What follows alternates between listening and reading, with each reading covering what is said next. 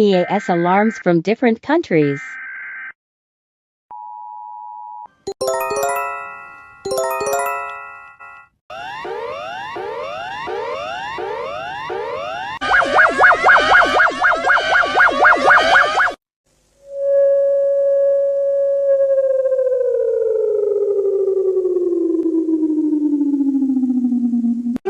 Med advarsel vigtig med